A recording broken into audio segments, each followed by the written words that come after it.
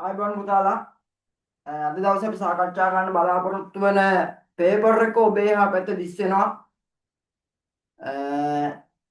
එතකොට අද දවසේ අපි විශේෂ රසායන විද්‍යාව ප්‍රශ්න පත්‍ර සාකච්ඡාවක් තමයි සිද්ධ කරන්නේ. මේ ප්‍රශ්න පත්‍ර සාකච්ඡාවේදී අතිශය වැදගත් ප්‍රශ්න පත්‍රයක් අපි අද දවසේ කතා කරනවා. මෙවර 2025 අපොස සාමාන්‍ය පෙළ විභාගයේ ඉලක්කගත ප්‍රශ්න අතර ඊටාම වැදගත් ඉලක්කගත ප්‍රශ්නයක් ගැන තමයි අපි මේ කතා කරන්න යන්නේ. එතකොට මේ ඉලක්කගත ප්‍රශ්න අතිශය වැදගත්. ඒ වගේම තාම මතක තියාගන්න පුතේ, ඔයගොල්ලෝ සාමාන්‍යයෙන් රසායන විද්‍යාව පේපරකට බයයි. ඒ රසායන විද්‍යාව පේපරකට බය වෙන්න එපා. ඒ රසායන විද්‍යාව පේපරකට බය වුණොත් ඒක ප්‍රශ්නයක්. මේ රසායන විද්‍යාව කියන කොටස අපි හරියට ගත්තොත් මෙන්න මේ වගේ. රසායන විද්‍යාව කියන්නේ ඔයගොල්ලෝ මෝහිනී මහසුන ගැන ඉගෙන ගන්නවා වගේ වැඩක්. ඔයගොල්ලෝ මෝහිනීව දැකලා තියෙනවද? ඔයගොල්ලෝ මෝහිනීව දැකලා නැහැ. ඔබ මහසෝනව දැකලා තියෙනවද? ඔබ මහසෝනව දැකලා නැහැ. හැබැයි ඔබ මෝහිනීට එක් උපකල්පිත රූපයක් මවලා දීලා තියෙනවා. මොකද්ද මවලා දීලා තියෙන රූපේ? ඔබ මවලා දීලා තියෙනවා චාරියක් කඩාගත්තු ළමෙක් අතේ තියාගෙන ඉන්න චරිතයක් තමයි මෝහිනී කියන්නේ. මහසෝන කියන්නේ උස ඔළුව පිටපස්සට ගියපු වෘකයේ ඔළුවක් තියෙන එක් තමයි ඔබ උපකල්පිත චිත්‍රයක් මවන්නේ. හැබැයි පුතේ මෝහිනීට බැයිද ඩෙනිමක් ගහලා ටී-ෂර්ට් එකක් අඳලා කැංගරු බෑග් එකක ළමයා දාගෙන එන්න පුළුවන්. මෙන්න අපි උපකල්පිත චිත්‍රයක් මවන්නේ. අපිට පුළුවන් එක්කෙනෙක්ට ඕනනම් එක්කෙනෙක් හිතන්න පුළුවන් ඒ මෝහිනී ඩෙනිමක් ගහලා ඉන්න. තව එක්කෙනෙක් හිතන්න පුළුවන් සාරියක් ඇඳගෙන ඉන්න. මේ උපකල්පිත චිත්‍ර, උපකල්පිත මාධ්‍යයන් අපිට වැදගත් වෙනා පුතේ රසායන විද්‍යාව. ඒක රසායන විද්‍යාවේදී මේ උපකල්පිත මාධ්‍යයන්, උපකල්පිත චිත්‍ර අතිශය වැදගත්.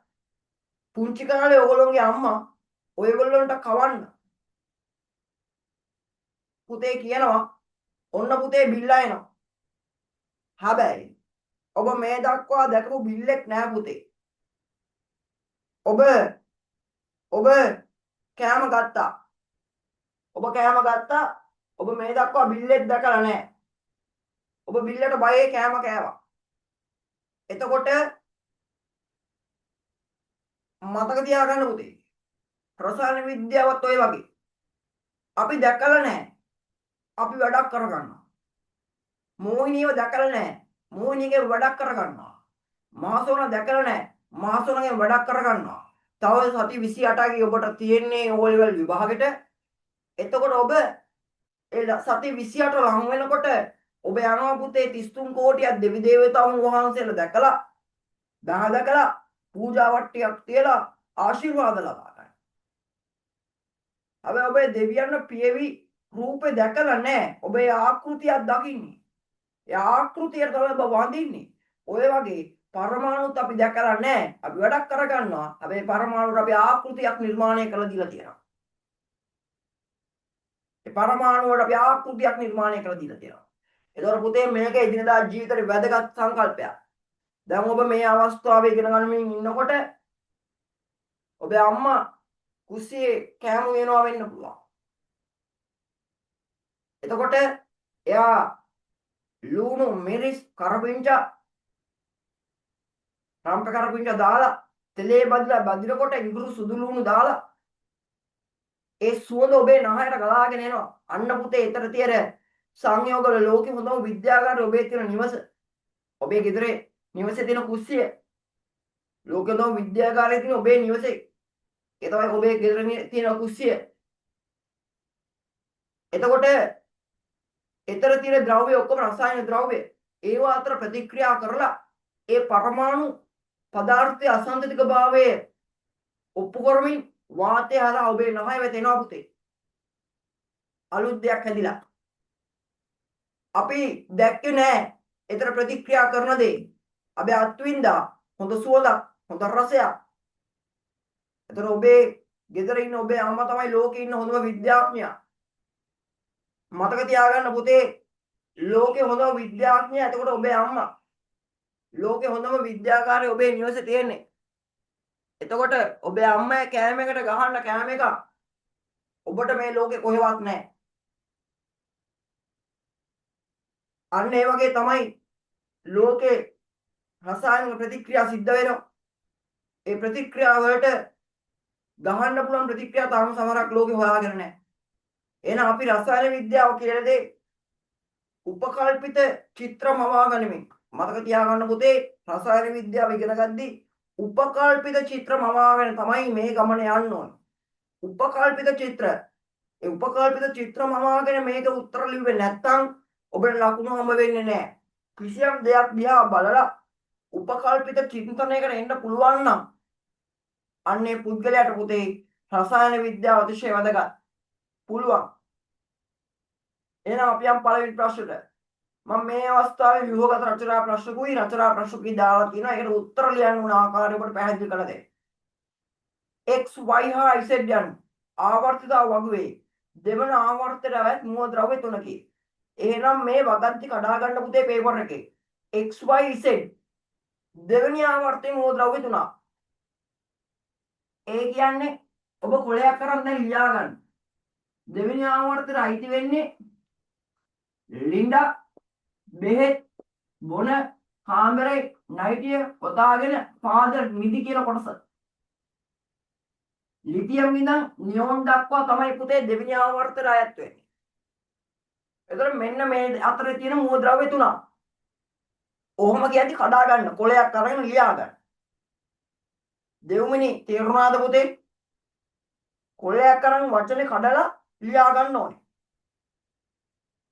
එතකොට ඒ දෙවෙනි ආවර්තයේ මූල ද්‍රව්‍ය තුන x y z එම මූල ද්‍රව්‍ය වල සම්මත සංකේත නොවේ. ඔයවත් මෙතන තනක පුතේ x y z කියලා නැහැ. ඒවා හයිඩ්‍රජන් සමග සාදර සහසංයුජ සංයෝගවල ලුයිස් ව්‍යුහ පහළ දැක්වේ. එහෙනම් සහසංයුජයි. ඒ සහසංයුජයි නම් පළවෙනි කතාව මතක තියාගන්න.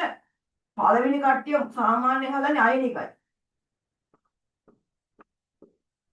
මුල් තුන් දෙනා සාමාන්‍ය අයනික වගේ දේවල් තමයි හදන්නේ. හැබැයි හතරවෙනි කාණ්ඩ පහතර සහසංයුජ. ඔන්න ඕවා පෙටියෙන් දාගන්න.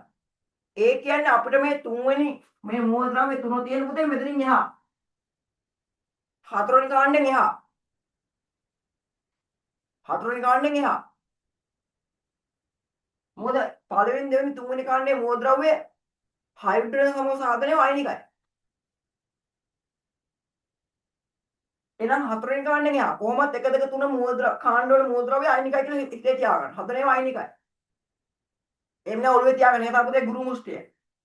හතරවෙනි කාණ්ඩේ දැන් පස්සට සහසංයුජයි. එහෙනම් xy z තියෙන පුතේ හතරවෙනි කාණ්ඩේ දැන් පිටිපස්සට. එහෙනම් මේ තුන් දෙනා අපිට අයින් කරන්න පුළුවන්. ප්‍රථම වටෙන් අපි මේ තුන් දෙනා අයින් කරනවා. ඊළඟට මේ ටික තියාගන්න. ඊළඟට බලන්න පුතේ x වටේ හයිඩ්‍රජන් හතරක් තියෙනවා.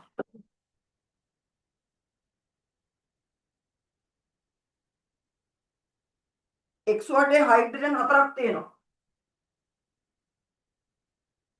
එහෙනම් x වල සංයුජතාවය 4යි. එහෙනම් යා හතරවෙනි කාණ්ඩයක් කරා. ඒ කියන්නේ කාබන්. y වටේ හයිඩ්‍රජන් බන්ධන 3යි තියෙන්නේ. එහෙනම් එයා පස්වෙනි කාණ්ඩේ. මොකද පස්වෙනි කාණ්ඩේ කට්ටිය තව සංයුජතාවය 3 උනේ. z වලට හයිඩ්‍රජන් බන්ධන 1යි. එහෙනම් එයා 7 වෙනි කාණ්ඩේ. ඒකට හේතුව 7 වෙනි කාණ්ඩේ කට්ටිය තව සංයුජතාවය 1 වෙන්නේ. එහෙනම් පුතේ x කියන්නේ කාබන්ට දාපු එක තමයි x. y කියන්නේ නයිට්‍රජන්. එයාට තමයි පුතේ z කියලා දාගත්තා. sorry y කියන්නේ නයිට්‍රජන්. z දාගත්ත පුතේ ෆ්ලුවරින්. z දාගත්ත ෆ්ලුවරින්. දැන් අපි ප්‍රශ්නේ විශ්ලේෂණයත් සමග සෑහෙන දුරකට ගිහිල්ලා ඉවරයි. මේ ව්‍යුහගත ප්‍රශ්නයක් ගත්තම පුතේ මුලින්ම විශ්ලේෂණය කරන්න. ඒ විශ්ලේෂණය කරලා ඊට පස්සේ පුතේ මේකේ අදාළ කොටස් ටික හොයාගන්න. එතකොට දැන් අපි විශ්ලේෂණය අනුව දන්නවා x කියන්නේ කාබන්, y කියන්නේ නයිට්‍රජන්, z කියන්නේ ෆ්ලුවරින්.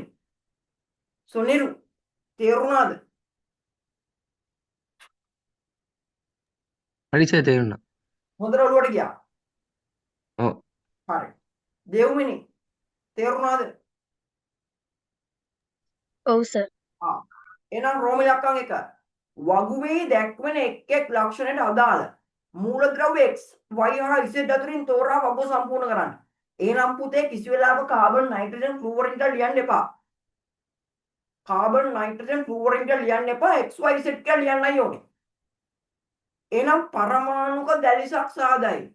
පරමාණුක දැලිස් සාදන්නේ පුතේ කාබන් වල. එහෙනම් රෝම ඉලක්කම් 1 A වලට උත්තරේ x. හරි ළමා ගන්න. රෝම ඉලක්කම් 1 A වලට x. B විද්‍යුත් ඍණතාවයේ වැඩිම වේ. පුතේ අපි දන්නවා විද්‍යුත් ඍණතාවයේ වැඩිම මූලද්‍රව්‍ය මොකද්ද? කවුද විද්‍යුත් ඍණතාවයේ වැඩිම මූලද්‍රව්‍ය? කටපාඩමේ තියෙන එක්කෙනෙක්. සිද්ධාන්තයක්. කවුද සොනිරු?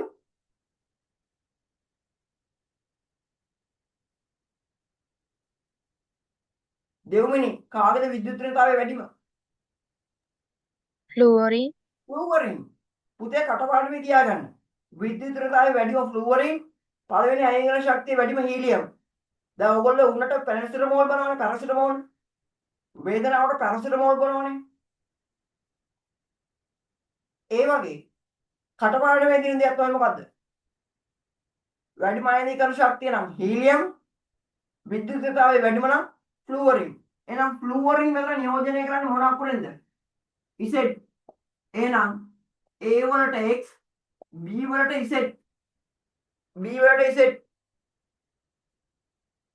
පළමු අයනීකරණ ශක්තිය අඩුම. පුතේ අයනීකරණ ශක්තිය ආවර්තයක් දිගේ ඉදිරියට යද්දි වැඩි වෙනවා.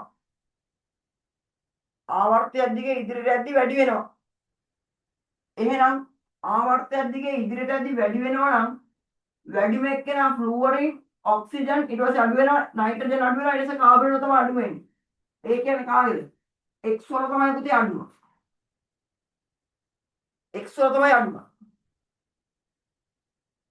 D ත්‍රිත්ව බන්ධනය සහිත ද්විපරමාණු අණුවක් සාදයි. ත්‍රිත්ව බන්ධනයක් කියන්නේ පුතේ සංයුතතාවයේ 3. එහෙනම් පස්වෙනි කාණ්ඩ එක්කෙනා. එහෙනම් පුතේ y.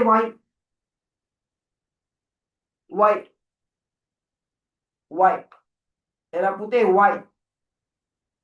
එහෙනම් එකේ a ට x, b ට z, c ට x, d ට y. හරි. ඊළඟ රෝම ඉලක්කම් 2 කොටසට යන්න. ඔක හදාගන්න.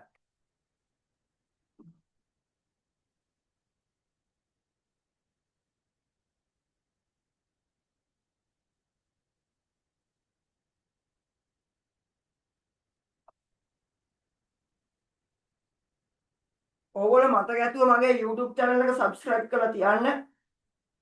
ඒ වගේම පුතේ මතක ඇතුව bell icon එක ඔබලා තියන්න. එතකොට මම තව පොඩි වීඩියෝස් හදලා දානවා. ඒ වීඩියෝස් ඔයගොල්ලන්ට බලන්න පුළුවන්. මේ සම්බන්ධව. හරි. රෝම ඉලක්කම් 2. ඔබේ group එකට එනවා, ඔබට එනවා. ඒ වීඩියෝස් එනවා, පේපර් එනවා. බලන්න පුතේ ලකුණු වැඩි කර ගන්නයි ඕනේ. රෝම ඉලක්කම් 2. පහත වාක්‍යවල හිස්තැන් පුරවන්න.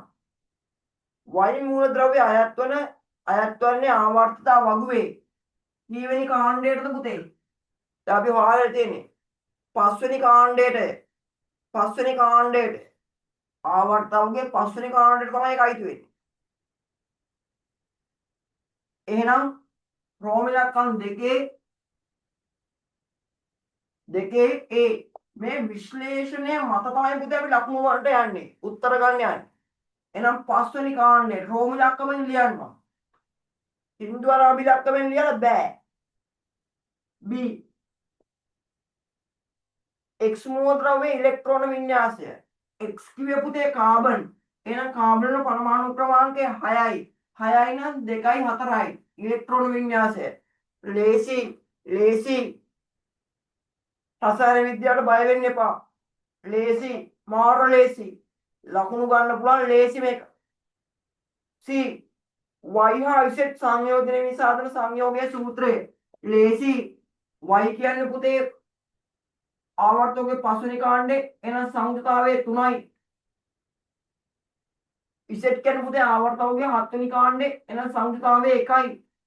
එහෙනම් y සංයුතතාවයේ 3යි z 1යි.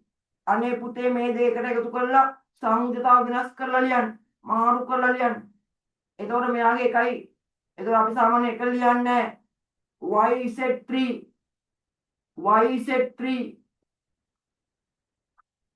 හරි ලේසි. එතකොට ඊතර එක සූත්‍රය විතරයි ලියන්න ඕනේ. හදන හැටි අවශ්‍ය නැහැ. මම මෙතන ලියුවේ YZ3. එතකොට C වලට එන YZ3 D H හා Z අතර පවතින ඒක බන්ධනය. H හා Z අතර පවතින ඒක බන්ධනය පුතේ ද්‍රවීය සහ සංයුජ බන්ධනයක්.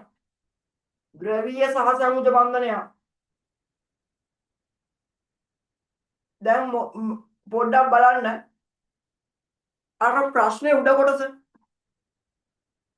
පුතේ අර ලොකු අංක A වල අන්තිම වාක්‍ය මට කියන්න වරහණෙන් පස්සේ සොනිරු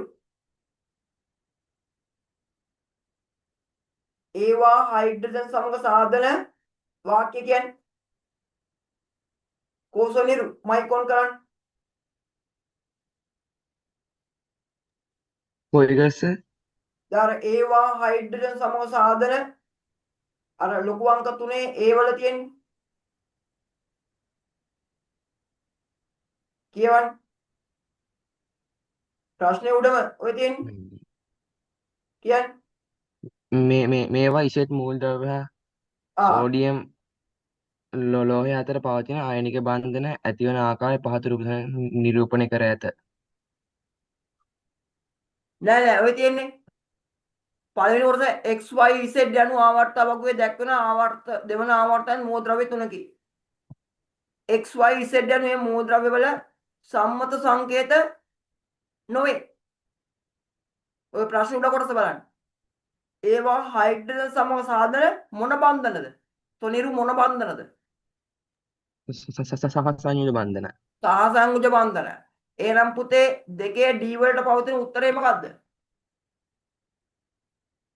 H සහ Z අතර පවතින ඒක බන්ධනේ මොන බන්ධනයක්ද? ප්‍රශ්නෙම දීලා තියෙනවා මොකද්ද? සහසංයුජ බන්ධනය. සහසංයුජ බන්ධන. ඕනනම් ඔක ලස්සන කරලා ලියන්න පුළුවන් ද්‍රවීය සහසංයුජ බන්ධනය. ද්‍රවීය සහසංයුජ බන්ධනය කියන්නේ. හරි. අපි යමු ඊළඟ කොටසට. රෝම ඉලක්ක 1යි 2යි හොඳටම තේරුණාද? රෝම ඉලක්ක 1යි 2යි හොඳටම තේරුණාද? ඔව් සර්. එහෙනම් අපි යමු රෝම ඉලක්කම් 3. මෙහි ඉසෙට් මූලද්‍රව්‍ය හා සෝඩියම් ලෝහය අතර පවතින ආයනික බන්ධන. මම කිව්වා පුතේ පළවෙනි දෙවෙනි තුන්වෙනි කාණ්ඩයේ මූලද්‍රව්‍ය හදන්නේ ආයනික බන්ධන. මම ඕගොල්ලන්ට ආයනික ත්‍රිකෝණය කියා දීලා තියෙනවා. සිද්ධාන්ත පන්ති වල. පුතේ සංයෝගයක් දුන්නාම ආයනිකයි කියලා හොයාගන්නේ කොහොමද? මේවා අපි ඔල්වේ තියාගෙන නේ අපි මේ කෙටියෙන් තියන් ඉන්නේ වෙන ගුරු මුෂ්ටිය. මේ ආයනික ත්‍රිකෝණයේ ධනුෂ්කමක කෝණයේ නිර්මාණයක්. වෙන කොහෙන්වත් ඔයගොල්ලන්ට හම්බෙන්නේ නැහැ. ඉස්කෝල වලින්වත් පන්ති වලින්වත් කොහෙන්වත් හම්බෙන්නේ නැහැ. පුතේ අවුරුදු 21ක ප්‍රතිඵල වල ප්‍රතිඵලවල සන්නාමය ඇති කරන්න මූලිකම හේතුනේ මේ වගේ කෙටි ක්‍රම ළමයින්ට හොයලා දීපු නිසා. පුතේ පළවෙනි දෙවෙනි තුන්වෙනි කාණ්ඩවල මූලද්‍රව්‍ය 6 වෙනි හෝ 7 වෙනි කාණ්ඩයේ මූලද්‍රව්‍යයක් එක බැඳලා තිබ්බොත් එයා අයනිකයි පුතේ. Sodium chloride. දැන් ඔය විදිහට ගත්තොත් සෝඩියම් ෆ්ලුවරයිඩ් අයනිකයි. ඔච්චරයි බලන්න ඕනේ. මූලද්‍රව්‍ය පළවෙනි කාණ්ඩ එක්කනයි 6 හෝ 7 වෙනි කාණ්ඩ එක්කනයි නම් එයා අයනිකයි. Sodium oxide.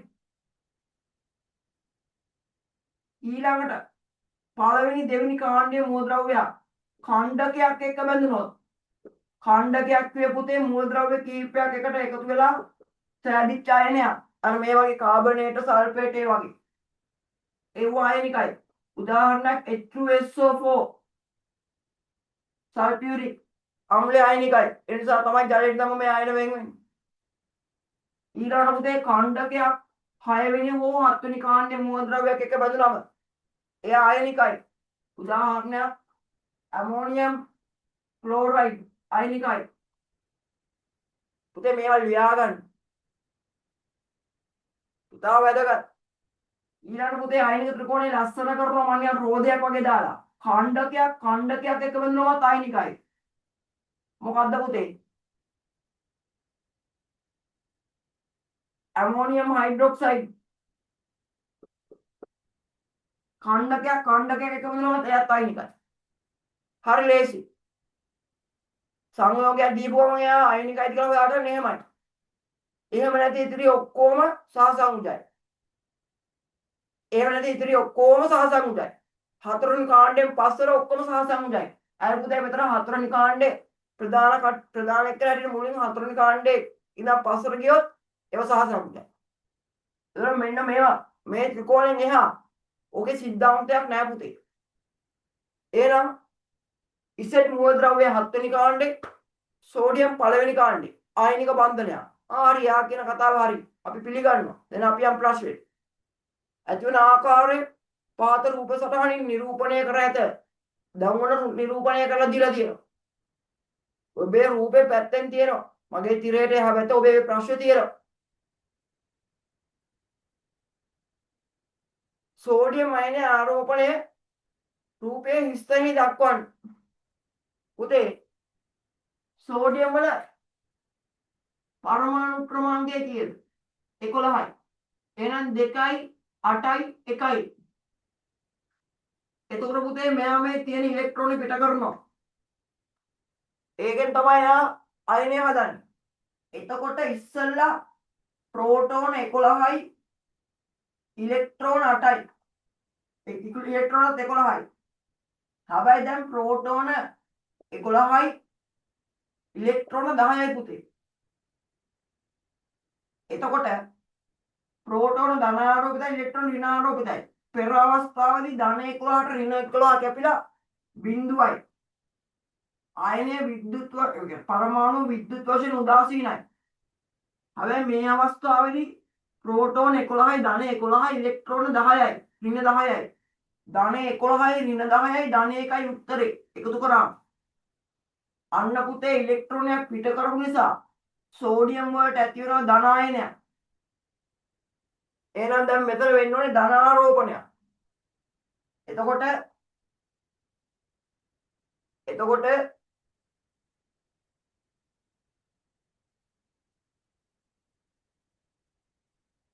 ඔබ මෙන්න මෙහෙම වැඳලා තියෙනවා රූපේ දීලා තියෙනවා. මෙන්න සෝඩියම් 2යි 8යි. එතකොට මෙතනට ධන එන්න ඕනේ. එයා ධන නම් පුතේ අරයා මොකද්ද? කොහොමත් ඍණ වෙන්න ඕන. එහෙනම් මෙන්න ඉසෙට් 2යි 8යි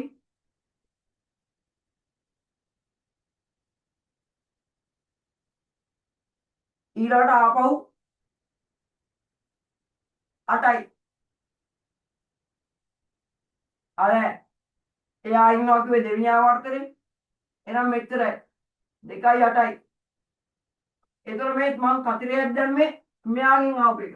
මම මෙයාව කතිර දාන්න නැත්නම් උඩ හොයාගන්න බැරි වෙනවා. මේ සෝඩියම්ගෙන් ආපු එක. එහෙනම් මේ ආපු නිසා මෙයාට ඉලෙක්ට්‍රෝන වැඩි වුණා. ඉලෙක්ට්‍රෝන මොන ආරෝපිතයිද? ඍණාරෝපිතයි. එහෙනම් මෙතන ඍණ. ඒක වෙච්ච හැටි කියා දෙන්න. ෆ්ලුවරින් ඉස්සෙල්ලා ෆ්ලුවරින් ඉසෙඩ් ෆ්ලුවරින් වගේ. ඉසෙඩ් ෆ්ලුවරින් වගේ. එහෙනම් ෆ්ලුවරින් 9 වෙනි යට ඉන්නේ. එහෙනම් 9 වෙනි නම් ඉන්නේ ඉලෙක්ට්‍රෝන වින්‍යාසය 2.7යි.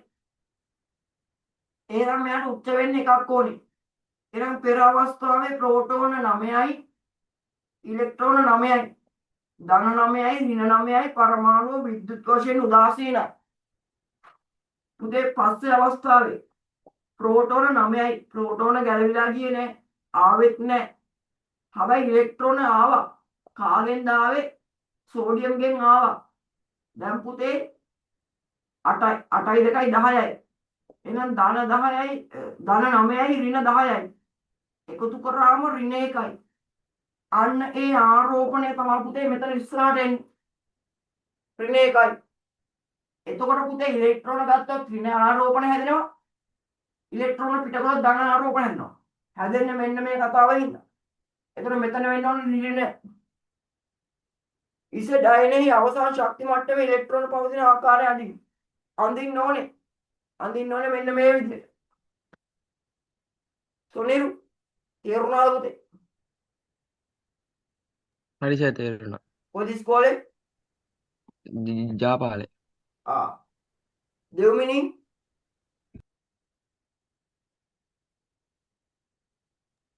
තේරුණා සර්. හරි. එහෙනම් මේක ඇඳ ගන්න. පුතේ මේකත් දාගන්න. පැත්තෙන් දාගන්න. ඇයි ඒ? මේක වැදගත් ආරෝපණය හොයාගන්න. වෙන අවස්ථාවක් ආවා.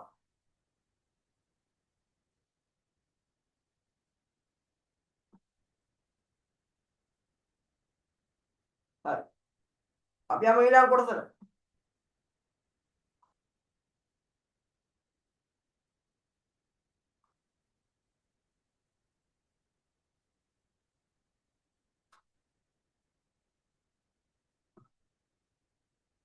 ප්‍රතික්‍රියා ශීඝ්‍රතාවය කෙරෙහි බලපාන සාධක අධ්‍යයනය කිරීමට සකස් කළ ඇටෝම් 4ක් පහත දැක්වේ. මේක ඇඳලා ඉන්නකෝ. මම ඇඳගෙන ඉන්නකෝ.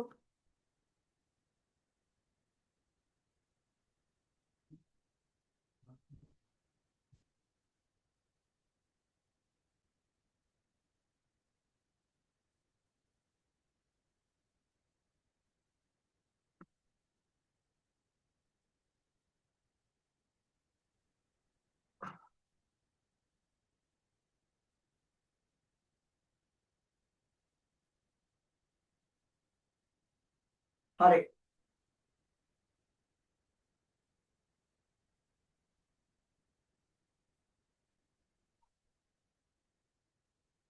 අපි යමු මේ කොටසට.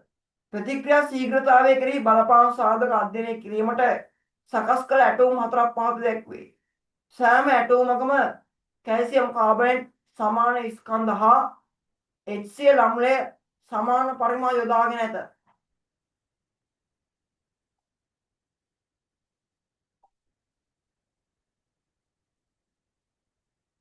දැන් ඔය කතාව හොඳට ඔලුවට ගන්න.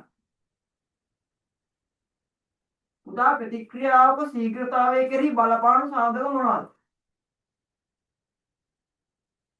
ප්‍රතික්‍රියාවක ශීඝ්‍රතාවය කෙරෙහි බලපාන සාධක තමයි උෂ්ණත්වය බලපාන.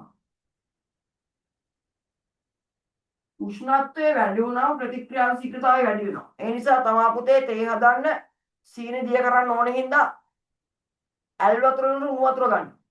උෂ්ණත්වය වැඩි වෙද්දී ප්‍රතික්‍රියා ශීඝ්‍රතාවය වැඩි වෙනවා. දෙක ගැටෙන පෘෂ්ඨ මුළු පෘෂ්ඨ වර්ගඵල.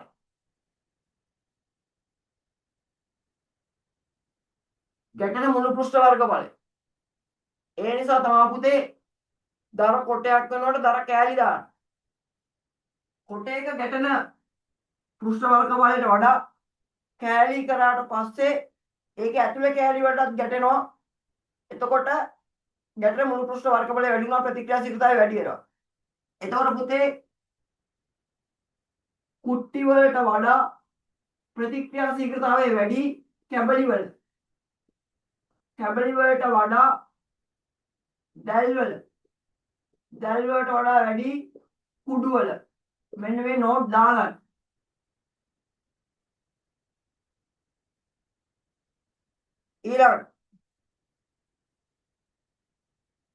ඊළඟ කතා. ඊළඟට සම්බන්ධ වෙන්න පුතේ සාන්ද්‍රණය. ප්‍රතික්‍රියක සාන්ද්‍රණය. පුතේ සාන්ද්‍රණය වැඩි වෙනකොට ප්‍රතික්‍රියාශීලතාවය වැඩි වෙනවා. සාන්ද්‍රණය කියන්නේ ඒකක පරිමාවක ඇති ප්‍රමාණය. ඒතර ඒකක පරිමාවක ප්‍රමාණය වැඩි වෙද්දී ගැටෙන්න තියෙන ප්‍රමාණය වැඩි වෙනවා. ප්‍රතික්‍රියාශීලතාවය වැඩි වෙනවා.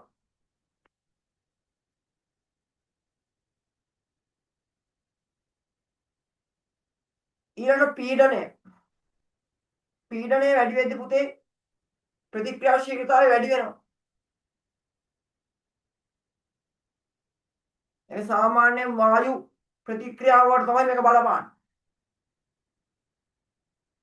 ඒක ප්‍රධාන වශයෙන් අපිට පේපර් එකක් හදනකොට මේ කරුණු තුන තමයි පුතේ අපි ටාගට් කරන්නේ, කතා කරන්නේ. ටාගට් කරන්නේ, කතා කරන්නේ. එතකොට මේ කරුණු කොහොමත් එක්ක අපි ඔළුවේ තියාගෙන යන්න ඕන. දැන් මෙතන බලන්න. කැල්සියම් කාබනේට් සමාන ස්කන්ධ දීලා තියෙනවා. HCl අම්ල සමාන පරිමාණ දාලා තියෙනවා. එතකොට කැල්සියම් කාබනේට් සමාන ස්කන්ධයි HCl අම්ල සමාන පරිමාණයි කිව්වම හැබැයි අපිට ඒගොල්ලෝ කැල්සියම් කාබනේට් සමාන ස්කන්ධද මේ කුඩු කරලාද කැබිලි කරලාද කියලා කියලා නැහැ. කුඩු වලින් සමාන ස්කන්ධයක් ග්‍රෑම් ගණනක් දාන්න පුළුවන්. කැබිලි වලින් සමාන ස්කන්ධයක් දාන්න පුළුවන්. හැබැයි පුතේ සමාන ස්කන්ධ කොහම රැවටෙන්න එපා. කැබිලි සමාන ස්කන්ධයම කුඩු සමාන ස්කන්ධයක් දැම්මත් කුඩු වල ප්‍රතික්‍රියාශීලතාවය වැඩි.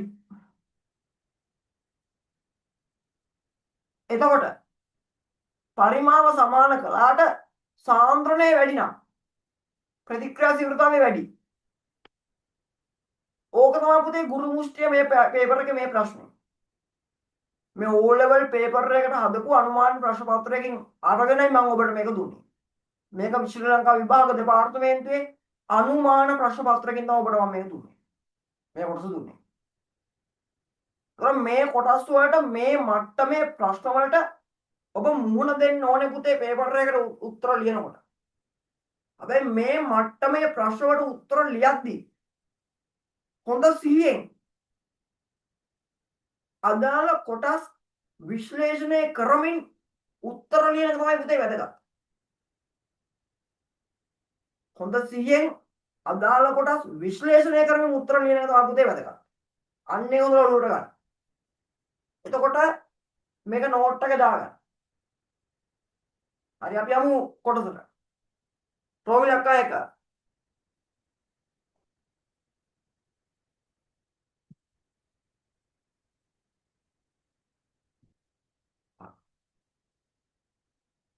දැන් මම කියපු ප්‍රධාන කරුණු තුන මේක බලන්න. A B සංසන්දනය කරමු. මම දැන් ඔය දෙන්නව අරගෙන මේ කතා කරන්න යන්නේ. සොනිරු මං කියේ මේ කරුණු තුන විතරයි අපි සංසන්දනය කරන්නේ සාමාන්‍ය පේපර් එක. පුතේ A B ගත්තොත් A දෙකේ උෂ්ණත්ව මොකද? සමානද? ඔව් සර් සමානයි. දැන් ඔයා මට උදව් කරන්නේ A B ට. එතකොට පුතේ කැල්සියම් කාබනේට් ස්කන්ධ සමානයිනේ. හැබැයි පවතින ස්වභාවය කැට කුඩු දෙකේම කැටද දෙකේම කුඩුද නැත්නම් එකක කැටක එකක කුඩුද? කැට අනිත් එකේ කුඩු. දෙකේම සාන්ද්‍රණ ඊළඟට බලන්න. අම්ලයේ සාන්ද්‍රණ.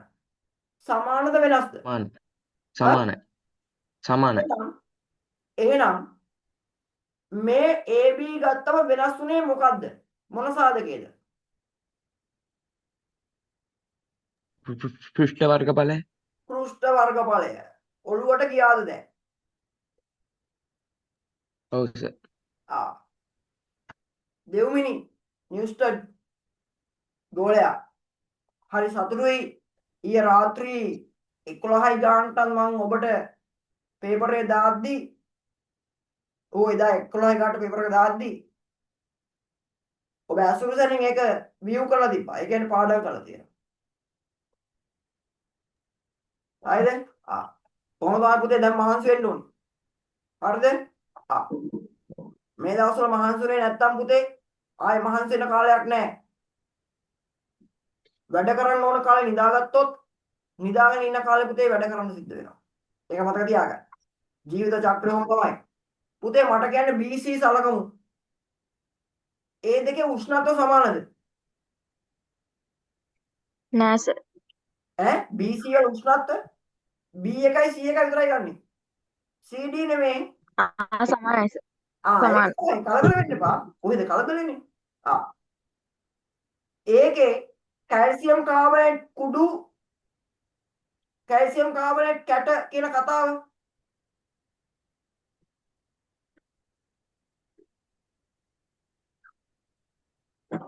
ගත්තම ඒකේ එකක කුඩු අනිත් එකේ කැට. එහෙමද නැත්නම් දෙකේම කැටද දෙකේම කුඩුද? එකක කුඩු අනිත් එකේ කැට.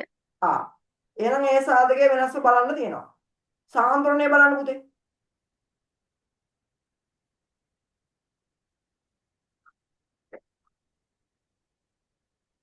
සාන්ද්‍රණ සමානද වෙනස්ද?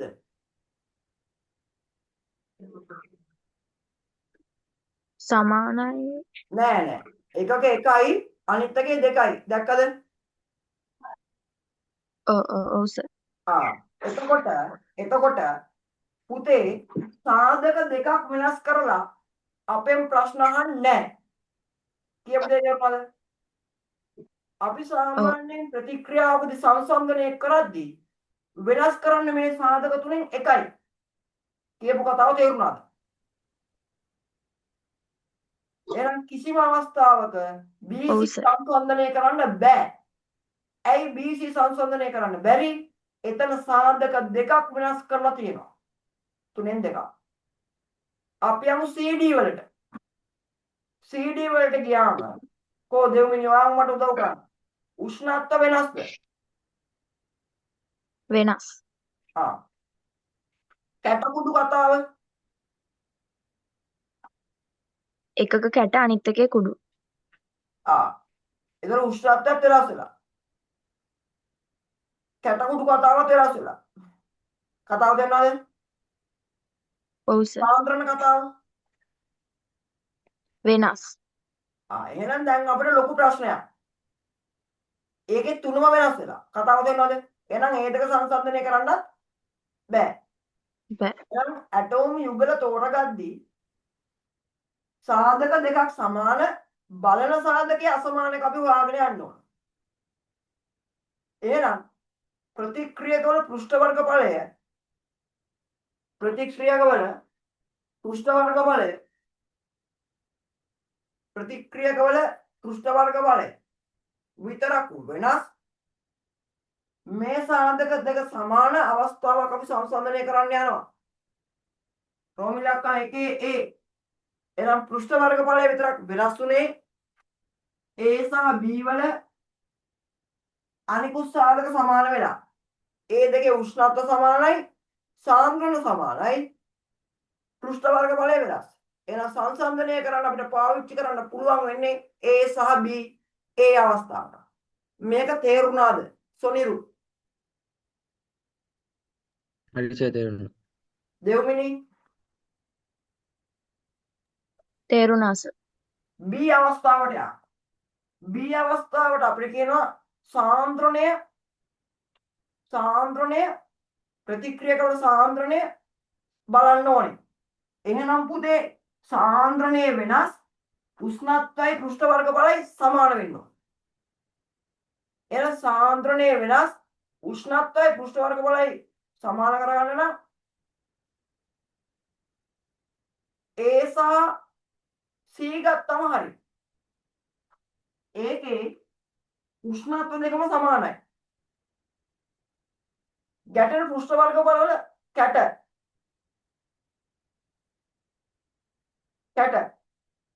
හැබැයි HCl අම්ලේ සාන්ද්‍රණ වෙනස්. එතකොට මේ අවස්ථාවේදී A හා C සොනිරු මේක තේරුණාද?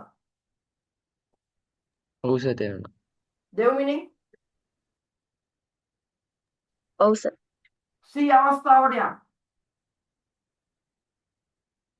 උෂ්ණත්වය සංසන්දනය කරන්න ඕන. එහෙනම් උෂ්ණත්වය වෙනස් ගැටෙන පෘෂ්ඨ වර්ග බල සමාන වෙන්න ඕනේ. ඒ කියන්නේ දෙකේම එක කුඩු දෙකේම කැට වෙන්න ඕනේ. එහෙම නැත්නම් සාන්ද්‍රණ සමාන වෙන්නත් ඕනේ. එහෙනම් මම ඒකට කරනවා පුතේ BD. ඇයි BD ගන්නෙ? උෂ්ණත්වය විතරයි එතන වෙනස්. කුඩු දෙකේම තියෙන ඇසිඩ් කාබනේට් කුඩු සාන්ද්‍රණ සමානයි. ඒක මම උෂ්ණත්වය වෙනස් කරන්න ඕනේ. BD තමයි ඒතර උත්තරේ වෙන්නේ. මේක තේරුණාද සොනිරු? හරි සර් තේරුණා. දෙව්මිනි තේරුණා සර්. හරි. අපි යමු දැන් මේ නෝට් එක දාගන්න. මේක තමයි පුතේ පැත්තකින් දාගන්න ඕන පේපර් ක්ලාස් එකේ. නැතුව නිකන් පේපර් ක්ලාස් එකේ QI කියලා දඩබඩ ගාලා මේව ලියාගෙන හරියන්නේ නැහැ. මේ නෝට් එක දාගන්න.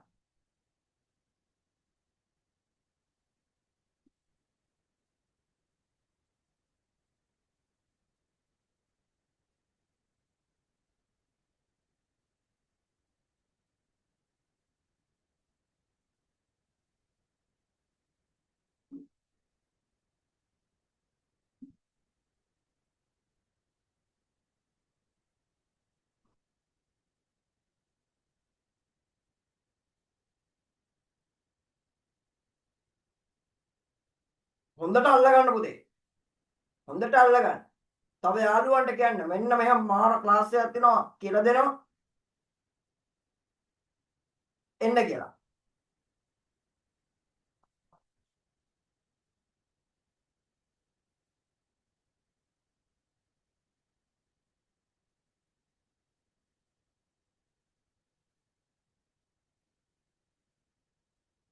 හරි.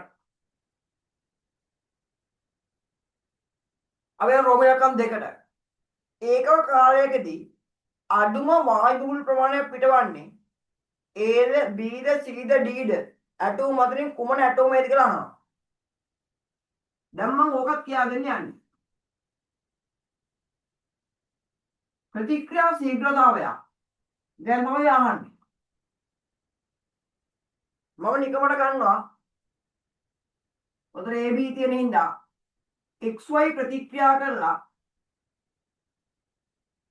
Z ධන P හැදෙනවා පුතේ. කියලා අපි හිතමු. එතකොට මේව ප්‍රතික්‍රියක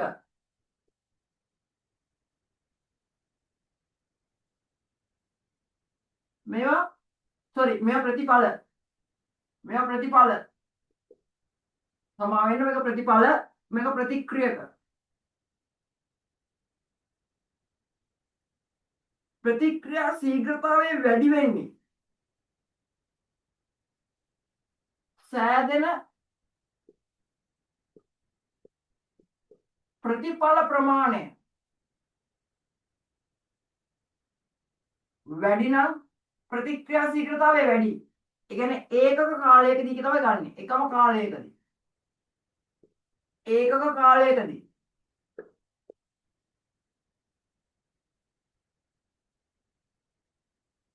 එහෙම නැත්තම් හෝ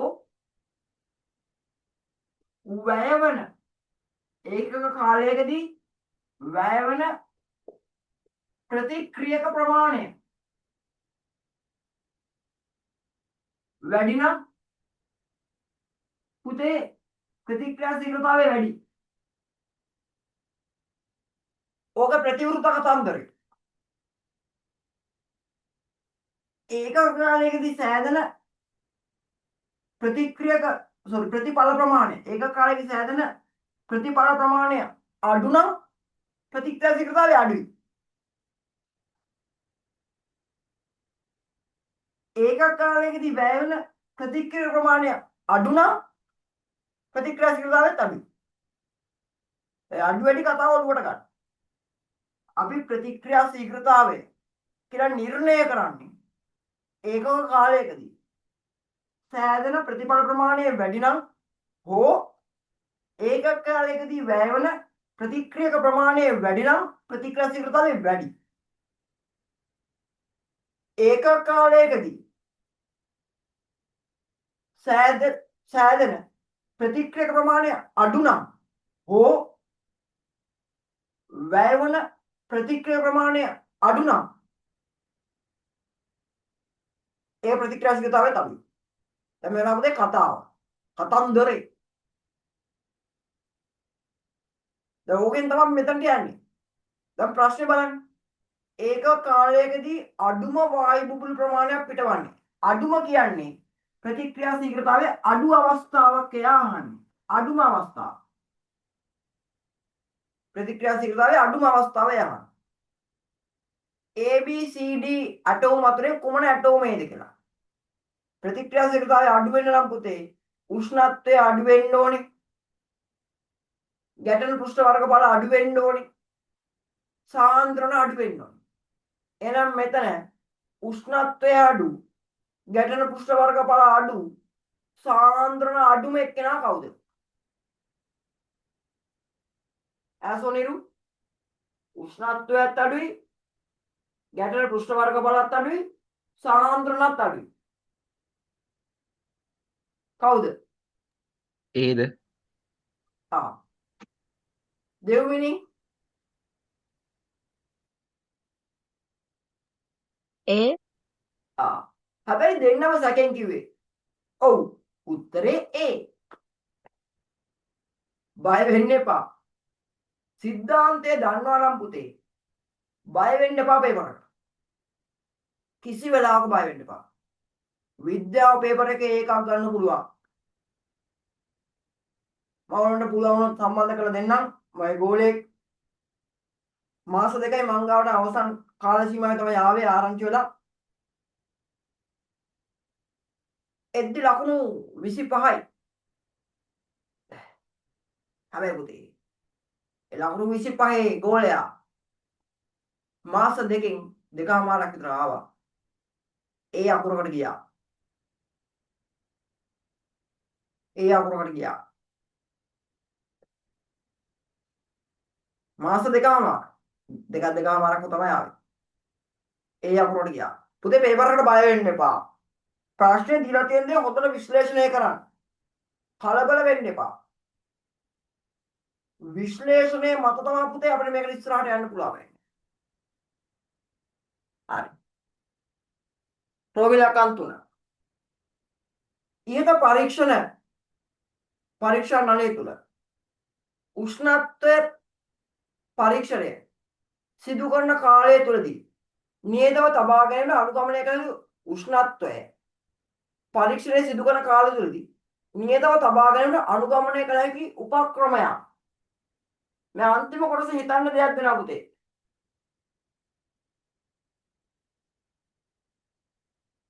මේක උෂ්ණත්වය නියතව තියාගන්න කරන්න පුළුවන් වැඩේ මොකක්ද? මොකද කරන්නේ? වැඩි වෙන්නත් බෑ, අඩු වෙන්නත් බෑ. සමතුලිත අවස්ථාවක තියාගෙන ඉන්න ඕනේ. මොකද කරන්නේ? බහුතරයක් මේ වගේ තැන්වලට උත්තර ලියන්නේ නැහැ.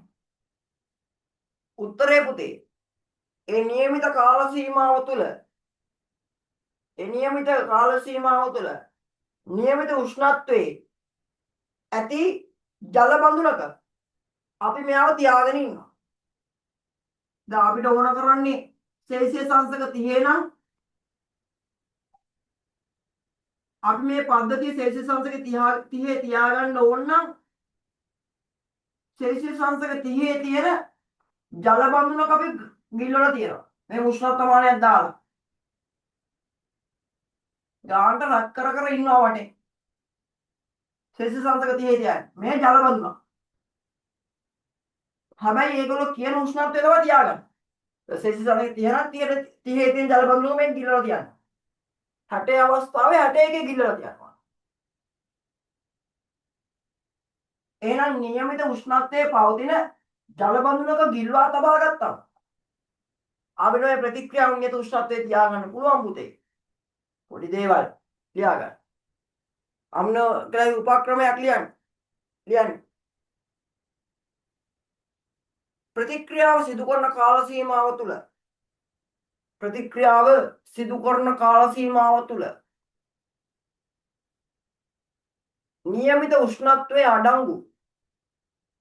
નિયમિત ઉષ્ણත්වයේ අඩංගු ජල බඳුනක ගබඩාකර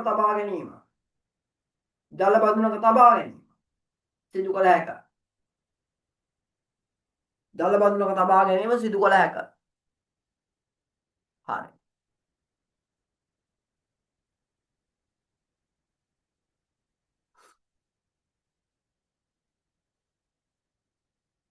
අපි යනවා රචනා ප්‍රශ්නෙට. අද මගේ ඉලක්කය ව්‍යුහගත ප්‍රශ්නයයි රචනා ප්‍රශ්නයයි. ව්‍යුහගත ප්‍රශ්නය හොඳටම තේරුණාද? ඔව් සර්. රචනා ඔව් ප්‍රශ්නේ සර්. ඊට තමයි අපි යන්න. සාන්ද්‍රණයේ ඝන ඩෙසිමීටරයට මවුල් එකක් වන සංසුද්ධ සෝඩියම් ක්ලෝරයිඩ් ද්‍රාවණයකින් ඝන සෙන්ටිමීටර් 500ක් සෑදීමට යොදා ගන්නා ද්‍රව්‍ය හා උපකරණ රූපයේ දක්වා ඇත. උතේ ඔන්න මේක හදලා තියෙන්නේ 11 වසර 3 වෙනි පාඩමේ අග කොටසෙන් ප්‍රමාණාත්මක ද්‍රාවණ පිළියෙල කිරීම කියන කොටසින්. ඒතර අපි මුලින්ම පාඩම විශ්ලේෂණය කරගන්න ඕනේ. ප්‍රශ්න විශ්ලේෂණයේදී මුලින්ම අපි පාඩම විශ්ලේෂණය කරගෙන ඉන්න ඕනේ. මොන පාඩමෙන්ද මෙයා මේ ප්‍රශ්නය අහන්නේ? එතකොට ඇටෝමේ P හා Q උපකරණ නම් කරන්න P කියලා දාලා වෙනම ලියන්න ඕනේ. රචනා ප්‍රශ්න පද උත්තර ලියන්නේ එහෙමයි. Q කියලා දාලා වෙනම ලියන්න. P දෙවුම් බෝතලයේ Q පරිමාමිතික ප්ලාස්කුව. P දෙවුම් බෝතලයේ Q පරිමාමිතික ප්ලාස්කුව.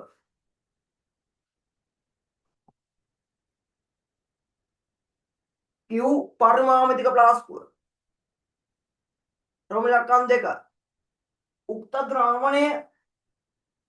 ද්‍රාවණය ඒ කියන්නේ උඩ කතා කරපු ද්‍රාවණය පිළියෙල කිරීමේදී සෝඩියම් ක්ලෝරයිඩ් ස්කන්ධය මැන ගැනීමට යොදාගත හැකි උපකරණයක් නම් කරන්න. රසායනික තුලාව නැත්නම් තෙදඬු තුලාව, ඉලෙක්ට්‍රොනික තුලාව,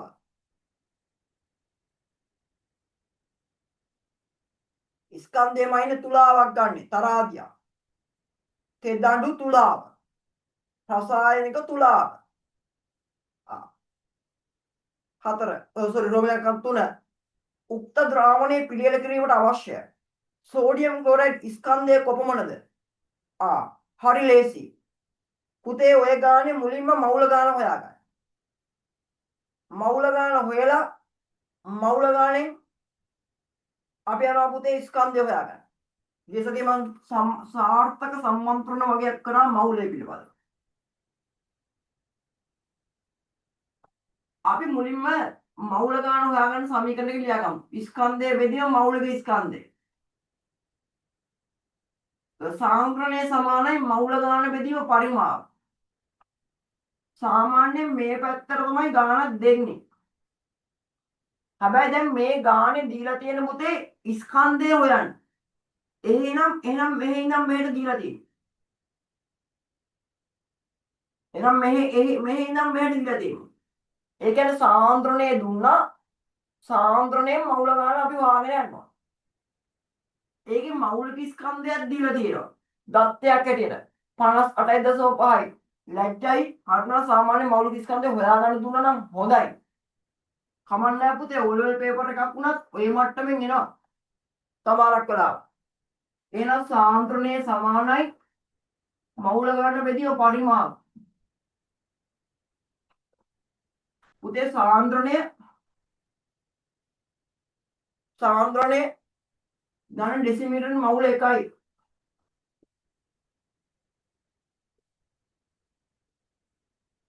මවුල ගන්න දන්නේ නැහැ. පරිමාව ධන සෙන්ටිමීටර 500යි. එහෙනම් ධන සෙන්ටිමීටර ධන ඩෙසිමීටර කරන්නේ කොහොමද? පුතේ 10න් බෙදන්න ඕනේ. ධන සෙන්ටිමීටර ධන ඩෙසිමීටර කරන්න 10න් බෙදන්න ඕනේ. දැන් මොකද මෙතන ධන ඩෙසිමීටර වලින් තමයි ඒකකේ තියෙන්නේ. පරිමාව දෙතින් ධන සෙන්ටිමීටර. එහෙනම් 1000න් බෙදන්න ඕනේ. එහෙනම් ඒ 1000න් බෙදනවා කියන්නේ මෙහෙම කතාවක් නේ. n බෙදීම 500 බෙදීම 1000. එහෙනම් n බෙදීම 500 බෙදීම 1000. එහෙනම් මේක ಗುಣ කිරීමක් කරනවා. එතකොට හරය ළමයි මෙතන මාරු වෙනවා 1000 බෙදීම 500. ඒ කියන්නේ පුතේ ඕනම ගාන මවුල ගාන පරිමාවෙන් බෙදලා මෙතන ධන ඩෙසිමීටර කරන්න තිබ්බොත් ඔයා 1000න් වැඩි කරගන්න. බය වෙන්න එපා. මෙතන 1000න් වැඩි කරගන්න. ඒ අර මේ સિદ્ધාන්තේ කෙටි කරලා ගත්ත කතාවම. ලොකුවට යන්න එපා. මෙතන අපි 1000න් වැඩි කරගත්තේ මේ ඝන සෙන්ටිමීටර ඝන ඩෙසිමීටර කරගන්න ඕන හින්දා. ඒක කවුරු හරි ඝන සෙන්ටිමීටර ඝන ඩෙසිමීටර 1000න් වැඩි කරන්නේ නෑ. 1000න් බෙදන්න ඕනේ. ඒ 1000න් බෙදුවම n 500 බෙදීම 1000නේ. ඒතර මෙයා n බෙදීම වැඩි කිරීමක් වෙද්දී මෙතන හරලවේ මාරු වෙනවා. ඒ මාරු වුණාම තමයි පුතේ 500 යටට ගිහින් 1000 උඩ ආවේ. ඒක බය නැතුව දීපු ගමන් පටස් ගාලා මේ කෙටි ක්‍රමයට ගන්න. ඔයා 1000 වැඩි කරන්න. ඝන ඩෙසිමීටර උනේ හදාගන්න තියෙන්නේ. හැබැයි මෙතන ඝන ඩෙසිමීටර තිබ්බොත් මෙතන ඝන සෙන්ටිමීටර තිබ්බොත් 1000 වැඩි කරන්න යන්න එපා. 1000 වැඩි කරන්න යන්න එපා. එතකොට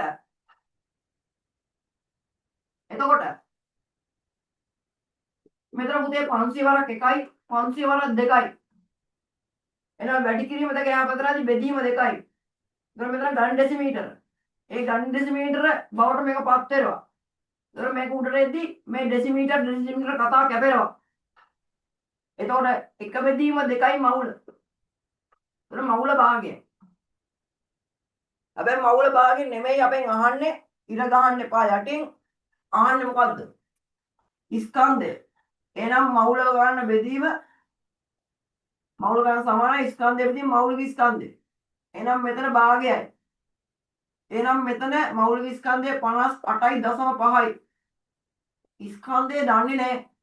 එහෙනම් බෙදීම 58.5 එහා පැත්තටදී වැඩි කිරීම 58.5යි. එහෙනම් 58.5 බෙදීම 2යි. මෙන්න ස්කන්ධය. පුතේ 58.5 දෙකෙන් බෙදමු. දෙවරක් 2යි 4යි එකක් ඉතුරුයි 18ට 9යි 18යි බිඳුවයි 29.25යි. මොනවද? ග්‍රෑම් 29.25යි. හොඳ ගාන. නිර්මාණශීලී ගාන.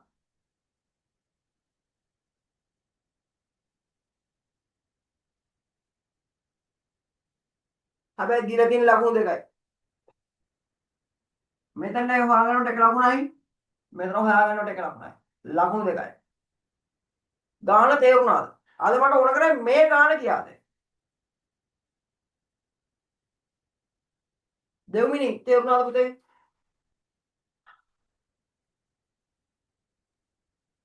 ඔව් සර්.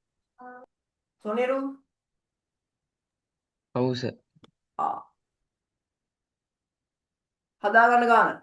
ටක් ගාලා.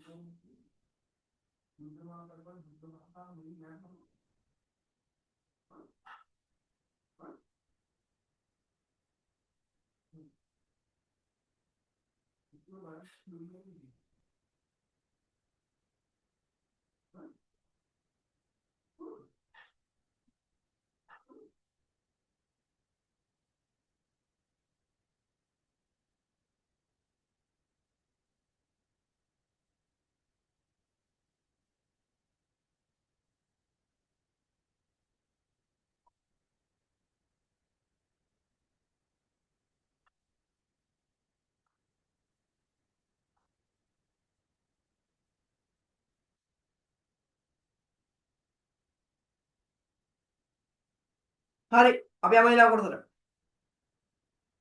ආධාර A ඔර්ලෝසු තැටියේ වූ සෝඩියම් ක්ලෝරයිඩ් ස්කන්ධය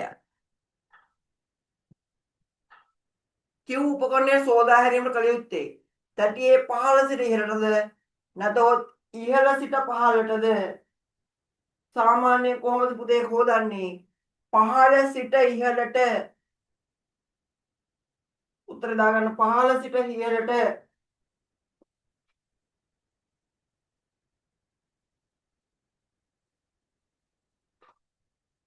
ඇයි ඒ? පහළ සිට ඉහළට දාන්නේ මේකයි පුතේ වතුර. මෙන්න එහෙම දින ඔරලෝසු තැටිය. මෙතන මෙහෙම ගෑවිලා තියෙනවා. අපි දෙවුම් බෝතලෙන් මෙන්න මෙහෙම වතුර දානවා. ආසුත් ජලය දානවා. දාද්දී මේ ටික දිය වෙවි තමා පුතේ මේ උඩට යන්නේ. ඒතර පහළ සිට ඉහළට. නැත්නම් අපි උඩින් දැම්මොත් මේ සෙට් එක එකපාර කොල්ලට වැටෙනවා. මේ සෙට් එකේ කෑලි එකපාර කොල්ලට වැටෙනවා. ඒතර දිය වෙන්නේ නැහැ.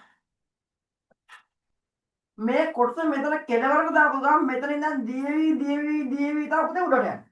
ඒක තමයි හේතුව. ඒක ලියා ගන්න. හේතුව අහනවා. ලියා ගන්න. ඉහළ සිට ජලය වත් කළහොත් සෝඩියම් ක්ලෝරයිඩ් දිය නොවි කුණීලයට වැටීම සිදුවේ. කුණීලයට වැටීම සිදුවේ.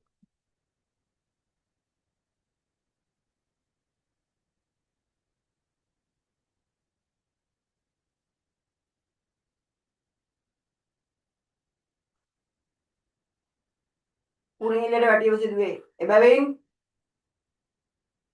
සෝඩියම් ක්ලෝරයිඩ් ස්කන්ධ වචනා ප්‍රශ්නේ හොඳට ලියන්න ඕනේ. එබැවින් සෝඩියම් ක්ලෝරයිඩ් ස්කන්ධ ස්වල්ප බැගින් දිය වෙමින්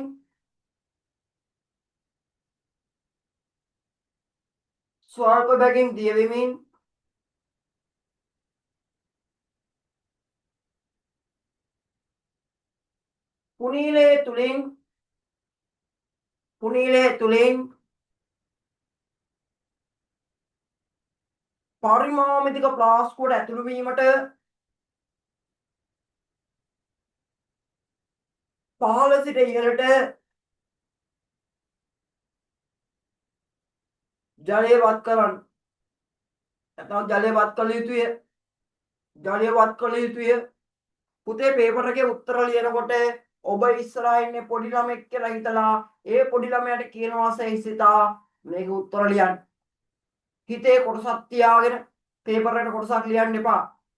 ඒතොර වැඩක් නැහැ. ගෙදර ආවට කවුරුත් බලන්නේ නැහැ. පේපර් එක බලන ගුරුවරයාට ඒක දෙන්න. ඉස්සරහා පොඩි ළමෙක් ඉන්නවා කේසේ සිතා ඒකට උත්තර ලියන්න පුතේ. හරි. පහ පිළියෙල කළ ද්‍රාවණයේ සාන්ද්‍රණයේ ඝන ඩෙසිමීටර් මවුල් 1කට වඩා අඩු බව නිරීක්ෂණය විය. වෙන්න පුළුවන්. ඇයි? අපේ අර හියුමන් එරර්ස් ඒ කියන්නේ හදද්දි වෙන්න පුළුවන් දෝෂ. එසේ සාන්ද්‍රණයේ නියමිත අගයකට අඩු වීමට හේතුව සඳහන් කරා. පුතේ අපිට ආවේ 29.25යි. 0.25 හරියටම මැන්නොත් තමයි හරි සාන්ද්‍රණයෙන් මේක චුට්ටක් එහෙම වුණොත් ඕගොල්ලෝ ඉතින් අයියෝ 0.25 ගවන්නේ අගේන 29ට 29ක් දානවා. එකක් වෙන්නේ නැහැ. එකක් වෙන්නම නම් හරියට 29.25ක්ම තියෙනවා. රෑ. එහෙම වෙන්නේ නැහැ. ඒ නිසා තමයි හේතුව. එහෙනම් අඩු වීමට හේතුව ප්‍රෝමිලකම් 5ට අඩු වීමට හේතුව සෝඩියම් ක්ලෝරයිඩ් ස්කන්ධය මැනීමේදී ඇතිවන දෝෂ නිසා සෝඩියම් ක්ලෝරයිඩ් ස්කන්ධ මැනීමේදී ඇතිවන දෝෂ නිසා හරි අපි යනවා ඒ කොටස. පහේ ඒ ද්‍රාවණය පිළියෙල කර ගැනීම සඳහා විද්‍යාගාරයේ තිබූ සෝඩියම් ක්ලෝරයිඩ් ස්ඵටික KCl මගින් අපවිත්‍ර වූ ඒවා නම් ඒවයින් සංසුද්ධ සෝඩියම් ක්ලෝරයිඩ් ලබා ගැනීමට යොදාගත හැකි වෙන් කිරීමේ ශිල්ප ක්‍රමය තමයි පුතේ පුනස්පටිකීකරණය. ඔය ටික දිය කරලා දිය කරාම KCl දිය වෙලාම තියෙනවා. ඊට පස්සේ පුතේ ආයෙ වාෂ්ප කරනවා. වාෂ්ප කරාම මුලින්ම එන්නේ සෝඩියම් ක්ලෝරයිඩ්. උර අපි සෝඩියම් ක්ලෝරයිඩ් ටික ගන්නවා. එහෙනම් වෙන් කිරීමේ ශිල්ප ක්‍රමය තමයි පුතේ පුනස්පටිකීකරණය.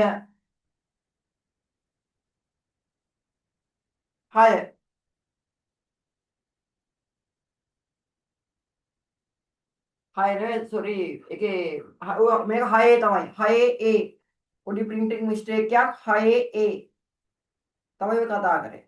ඒක 6 දාගන්න. 6B එම ශිල්ප ක්‍රමයේ ප්‍රායෝගික භාවිතා කරන අවස්ථාවක් සඳහා උදාහරණයක් දෙන්න ඕන. පළවෙනිම දේ තමයි ඖෂධ නිෂ්පාදනයේදී මේක පාවිච්චි කරනවා. ඒක හොඳම උදාහරණයක්. දෙන්න. ඖෂධ නිෂ්පාදනයේදී භාවිතා කරනවා. එහෙම නැත්නම් ඉතින් අපවිත්‍ර වූ දෙයකින් අනිත් දේවල් ගන්න එක පාවිච්චි කරනවා. හැබැයි හොඳම උදාහරණය ඖෂධ නිෂ්පාදනය. හරි. ඊළඟ කොටස් දෙක ඔබට උගන්වලා නැහැ. තාම ඉස්සරහට ඇවිල්ලා නැහැ. නමුත් මම ඔබට කතා කරනවා උත්තර ටික. ගෘහස්ත ගෑස් සිලින්ඩර වල අඩංගු වන ද්‍රවීකృత පෙට්‍රෝලියම් වායුව ලෙස හඳුන්වන ආවරණ ගන්ධයක් රහිත හයිඩ්‍රෝකාබන් වායු මිශ්‍රණයකට මම කැප්ටන් නම් ගන්ධයක් සහිත රසායන සංයෝගයක් මිශ්‍ර කිරීමෙන් පිළියෙල කරගත් වායු මිශ්‍රණයක් තමයි තියෙන්නේ. ප්‍රොපේන් වායුව LP වායු මිශ්‍රණයේ සංඝටක වායු දෙකෙන් එක් වායුවකි. LP වායු මිශ්‍රණ අඩංගු සංඝටක අනෙක් සංඝටක වායුව මොකක්ද කියලා අහනවා. පුතේ අනෙක් සංඝටක වායුව තමයි පුතේ බියුටේන්. බියුටේන් කියන එකත් එක්ක තමයි ඔක මිශ්‍ර කරන්නේ. ලියාගන්න බියුටේන්. ඕවා අපි ඉස්සරහට සිද්ධාන්ත පන්තියේදී කතා කරනවා හිතානිතාගේ පටන් ගන්න තියෙන පාඩම්. B ප්‍රොපේන් හි ව්‍යුහ සූත්‍රය අඳින්න. ප්‍රොපේන් වල ව්‍යුහ සූත්‍රය තමයි පුතේ C3H8. ඒ කියන්නේ ව්‍යුහ සූත්‍රය අඳින්න ඕනේ. මේව C3යි 1 8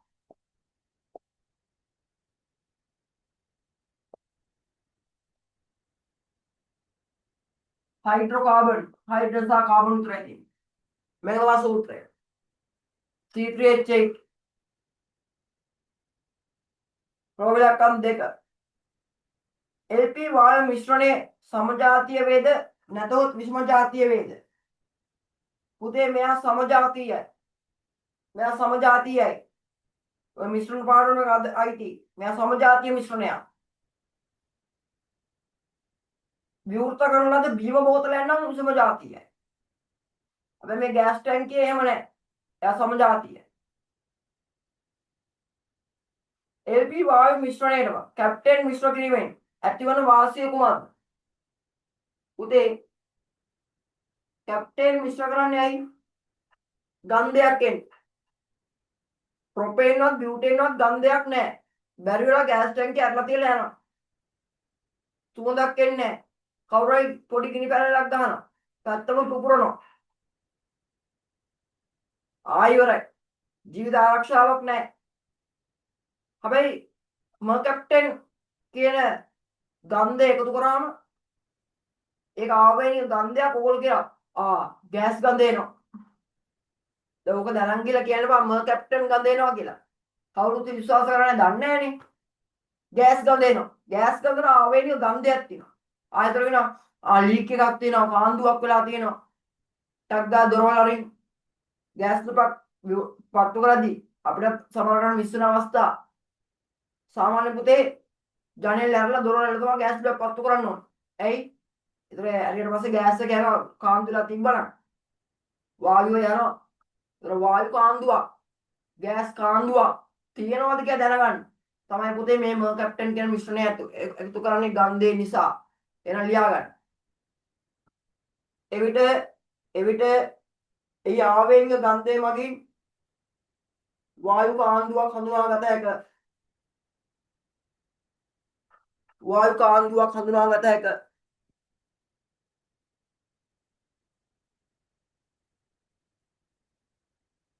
C විද්‍යාගාර ක්‍රියාකාරකමකදී ශිෂ්‍යයෙක් සකස් කළ A හා B ඇටෝම් දෙකක නිරීක්ෂණයෙන් උපසරණ පහක් දැක්වේ. මෙම ඇටෝම් දෙකෙන් විද්‍යුත් රසායනික කෝෂය දැක්වෙන්නේ කුමකද? කෝෂයක් නම් ඒකෙන් එළියට විදුලිය ඇවිල්ලා උපකරණයක් තියෙන්න ඕනේ. එළියට විදුලිය එන්නේ නැතුව විදුලිය දීලා බෑ. එහෙනම් රසායනික කෝෂය දැක්වෙන්නේ පුතේ B අවස්ථාවේ. B අවස්ථාවේ. ප්‍රමුලකන් දෙක A හා B ඇටෝම් දෙකෙන්ම ද්‍රාවණ වල පවතින ඍණ අයන වර්ග දෙක නම් කරන්න. පුතේ මම ඉස්සෙල්ලා කිව්වා සල්ෆියුරික් අයනිකයි H2SO4 එහෙනම් එයා ජලයට දැම්මම ජලය බව අයන බවට කැඩෙනවා H+ උයි SO4 ඍණ දෙකයි අයන. එතකොට ඊට අමතරව ජලයක් කැඩෙනවා. ජලයේ තියෙන පුතේ පොඩි ආයනික ස්වභාවයක්. එතකොට ඒක ද්‍රාවණයේ පවතින තනුක සල්ෆියුරික් අම්ලනේ. එහෙනම් තනුක නම් ජලය දාන්න. එහෙනම් OH ඍණායන සහ SO4 ඍණ දෙක. අයන වර්ග දෙකක්. OH ඍණායන සහ SO4 ඍණ දෙක. ෆෝමියුලා 3. මෙම ඇටෝම 3A මෙම ඇටෝම දෙක ක්‍රියාකාරීව පවතින විට පොදු නිරීක්ෂණයක් දක්වන්න. දකින්න පුළුවන් පොදු නිරීක්ෂණය කුමක්ද? වායු බුබුලු පිටවීම. ඇටෝමෙන් වායු බුබුලු පිට වෙනවා. වායු බුබුලු පිටවීම B. ඒක පොදු නිරීක්ෂණ දාලා තුලිත රසායන සමීකරණය ලියන්න. ඔතෙන්දි පිට වෙන පුතේ හයිඩ්‍රජන් වායුව. එහෙනම් 2H+ ධන 2E H2 හයිඩ්‍රජන් වායුව පිට වෙන්නේ.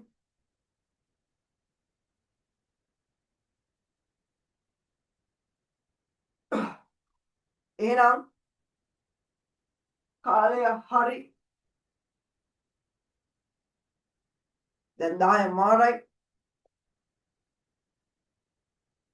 මේ කොටස් ටික හොඳටම තේරුණාද? උදේ රසායන විද්‍යාව ප්‍රශ්න වල අහන්න ඔය මට්ටමට. ඔය කොටස් ටික තේරෙන්න ඕන. ඒ වගේම මම ඕගොල්ලන්ට දානවා මම ඊයේ රාත්‍රියේ හැදුවා හොඳ ටියුට් එකක්. ඒක 10 වසර පළවෙනි වාරේ පුනරීක්ෂණය කියලා හැදුවේ. එසේ ඕගොල්ලන්ට ඊළඟ සතිය හම්බ වෙනවා 10 වසර දෙවෙනි වාර පුනරීක්ෂණය කියලා එකක්. ඊට පස්සේ හම්බ වෙනවා 10 වසර තුන්වෙනි වාර පුනරීක්ෂණය කියලා. පේපර් කට්ටල ගොඩාක්. අද හවසට මම ඕගොල්ලන්ට ඒ පේපර් එක දාන්න. ඒ පේපර් එක දාන්න. ඒක අතිශය වැදගත් පේපර් එකක්. හොඳටම අද පේපර් එකක්. ඒකත් මේ රෙකෝඩින් හම්බ වෙනවා පුතා. මේ වගේම තමයි විභාග ඉලක්ක කරගත්තු විභාග ප්‍රශ්න. එතකොට අද දවසේ ඔක්කොම ටික හොඳටම තේරුණාද? සොනිරු ඔව් සර් තේරුණා. දෙව්මිනි ඔව් සර්. එහෙනම් තව යාළුවන්ට කියන්නේ එන්න කියන්නේ අපේ පන්තියත් එක්ක. එහෙනම් අද දවසේ අපි ඔබගෙන් සමු ගන්නවා. හැබැයි මතක් කරලා තියාගන්න. මම YouTube එකට දාලා ඔබට එවනවා. අපේ YouTube channel එක ඔබ subscribe කරලා තියාගන්න. සහ bell icon එක ඔබලා තියාගන්න. අලුත් වීඩියෝ එනවා. මේ විදියට ප්‍රශ්න කතා කරලා. එතකොට ඒව බලන්න. ඔබට ඉන්න පන්තියේ ඉන්න බැරි වුණත් මම ස්ටඩි කරලා බලන්න. ඒ කොටස් ටික බලන්න. ඒ විදිහට subscribe කරලා තියාගන්න. සහ තව යාළුවන්ට එන්න කියන්න. සහ මේක තව යාළුවන්ට ඕන නම් share කරන්න. මේ කොටස් ටික අතිශය වැදගත් පුතේ. එන්න කියන්න. නිවැරදිව දෙයක් ඉගෙනගෙන ලකුණු ගන්න. අපේ පන්තියත් එක්ක සම්බන්ධ වෙන්න කියන්න. ඔබට පුළුවන් 0.7 273 88 86 ඒ අපේ ජංගම දුරකථන යාළුවන්ට දුරකථන අංකය දෙන්න WhatsApp අංකේ ඒ හරහා අපේ පන්ති වලට සම්බන්ධ කරගන්න. එහෙනම් සියලු දෙනාටම ආයුබෝවන් ජයෙන් ජය වේවා. අද දවසේ අපි ඔබගෙන් සමු ගන්නවා. ලබන සතියේ ඔබ හමු වීමේ බලාපොරොත්තු වෙනවා. එහෙනම් ආයුබෝවන්. අයිබෝන් සර්. අයබෝන්.